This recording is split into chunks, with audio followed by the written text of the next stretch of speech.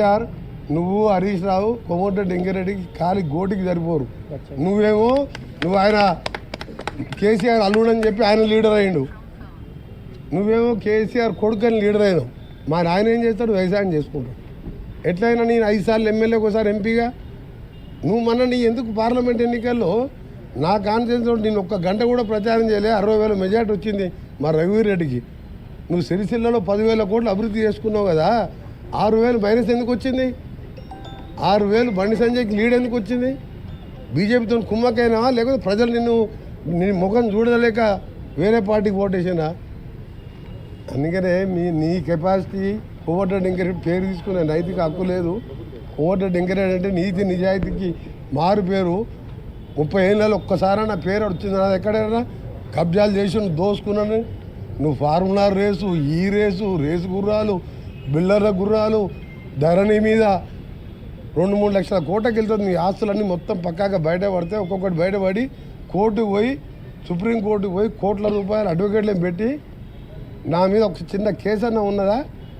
అవినీతి వరకు ఉన్నదా? 3 ఏళ్ళ పదవి వదిలిపెట్టుకున్నాన్ని మీ నాయన దాకా రాజీనామా చేయ by election, collection, re election, by election.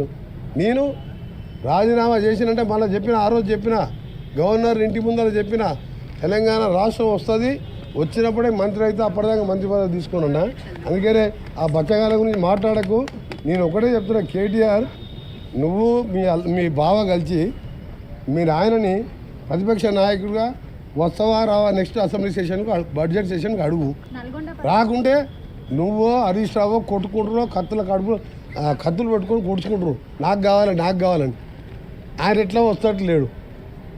మా ముఖ్యమంత్రి గారు మొన్న బాగా చెప్పిండు, కొడంగల సర్పంచ్ 4 రోజులు ఊళ్ళలోకి రాకపోతే తర్వాత వస్తే రాళ్ళ తీసుకొని ఎడబడతారు సర్పంచ్ ఎమ్మడి. ప్రతిపక్ష నాయకుడు 13 నెలలు అసెంబ్లీకి రాకుండా ఏం చెప్పాలి? అవసరం ఆయనకు ఆ పోస్టు? నువ్వు మీ బావ తీసుకొని కొట్లాడు, అప్పుడు మీకు సమాధానం చెప్తావు. నువ్వు ఎమ్మెల్యేవు, నువ్వు డిప్యూటీ లీడర్ కాదు, నీ కార్యవర్గం లేదు. బీఆర్ఎస్ ఎల్పీ కార్యవర్గం లేని కేటీఆర్ జూనియరు వాళ్ళు ఆయన పేరు చెప్పి ఎమ్మెల్యేను, ఆయనకు నేను సమాధానం చెప్పా. కేసీఆర్ బహిరంగ చర్చకు వచ్చి సొరంగ మార్గం ఎందుకు పూర్తి చేయలేదు ఆయన నడవను. గంధమల్ల టెండర్ పిలిచి ఆలేరు బాగుపడితే చూడలేక క్యాన్సర్ ఎందుకు చేసినావు? 50 టీఎంసీలో మల్లాండ సాగర్ 15,000 కట్టికి కమిషన్లు తిని ఎందుకు ఆలేరుకు భువనగిరికి నీళ్ళు ఇవ్వలేదు? మా మూసి ప్రక్షాళన అప్పుడు చేయలేదు, ఇవాళ మీరు చేస్తారంటే దాన్ని అడ్డుకుంటున్నారు. అదే ఇవాళ బీజేపీ వాళ్ళు యమునా క్లీన్ చేయలేదు, యమునా మూసి కంటే మూసి డేంజర్ ఉంది. ఆడ కేసీఆర్ మన కేజ్రీవాల్ది కటౌట్ పెట్టి ఆ మురికిలో యమునాలో ముంచి తెలుస్తున్నారు. బీజేపీ వాళ్ళు మేనిఫెస్టోలో పెట్టిండ్రు, రేపు భద్రం మా గవర్నమెంట్ రాగానే యమునాని క్లీన్ చేస్తామని.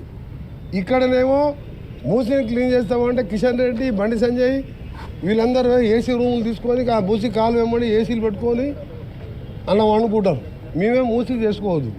యమునాలో మాత్రం మేనిఫెస్టోలో మూసి క్లీన్ చేస్తామని పెడతారు. నమామి గంగా చేసినాం, సబర్మతి చేసినాం, యమునా కూడా చేస్తాం. ఇవాళ బీఆర్ఎస్ వాళ్ళకు మూసి గురించి అసలు దాని మీద అవగాహనే లేదు. ఫ్లోరైడ్ మూసి అన్నీ నాశనం చేస్తేనే 11 సీట్లు దేశంలో ఎక్కడ కూడా అంత మెజార్టీ రాకుండా ప్రచారం చేయకుండా మా ఎమ్మెల్యే అభ్యర్థిని గెలిపించారంటే 10 ఏళ్ళు మా జిల్లాని నాశనం చేసినావు. కాబట్టి కేటీఆర్ నీకు మీ నాయనకు మా నల్గొండ ప్రజల ఉసురు తగిలే పాపం పండి మీరు పోయిండ్రు. ఎంతసేపు తిట్టిపిస్తారని ఆయన అడిగిన తిడితే కూడా టైం వేస్ట్ కదా. మళ్ళీ ఇప్పుడు తిడితే మళ్ళీ పోయి ప్రెస్ చేసుకోవాలి.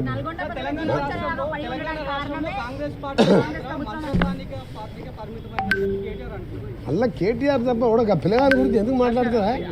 నేను ఎప్పుడు 3వ సారి ఎమ్మెల్యే అయినప్పుడు రాజకీయాలకు వచ్చిండు, దాని గురించి నేను మాట్లాడాలా? మీరు ఆలోచన పెట్టారు. కేసీఆర్ నేను ఫ్లోరైడ్ కోసం 12 రోజులు చచ్చిపోతూ అంటుంటే జయశంకర్ ఉన్న వీడియోస్ ఉన్నాయి. వరంగల్కి వెళ్ళి బస్సులు వచ్చి జయశంకర్ నా దగ్గర కూర్చున్నాడు. నువ్వు ఒక్క ఎమ్మెల్యేనే నల్గొండ కోసం ఎమ్మెల్యే పదవి ఉండి ఇవాళ ప్రాణాలు తెగించేస్తామని బస్సులు వచ్చేది. అప్పుడు ఈయన డిప్యూటీ స్పీకర్గా బుల్లెట్ ప్రూఫ్ కార్లో తిరుగుతున్నాడు, తారనాగర్ అధికార బంగ్లాలు ఉన్నాడు. కేసీఆర్ కూడా నా నైతిక హక్కు లేదు నా మీద మాట్లాడతాను. ఈ బచ్చాయంతా అప్పుడు అమెరికాలో నౌకరు చేసుకుంటుండు, రామలింగరాజు కొడుకేమ్మడి తిరుగుతుండు అమెరికాలో. ఆయన గురించి గడుకోసారి కేటీఆర్ ఏముంది ఆ కేటీఆర్ దగ్గర ఫార్ములా రేస్ ఉంది, 1,00,000 కోట్లు ఆస్తుంది. ఆ పైసలు కోమటిరెడ్డి వెంకటరెడ్డి దగ్గర 1,00,000 కోట్లు లేవు, కానీ ప్రజల కోసం పోరాటం చేసి ఒక రైతు బిడ్డగా పైకి వచ్చిన. అందుకని అడిగితే కేసీఆర్ కన్నా అడిగినా అర్థం ఉంది, కానీ కేటీఆర్ హరీష్ ఏముందా వాళ్ళ దగ్గర? దోసుకున్న సొమ్ము ఉంది, ఆందోళనని బెదిరించి వసూలు చేసుకున్న సొమ్ము ఉంది.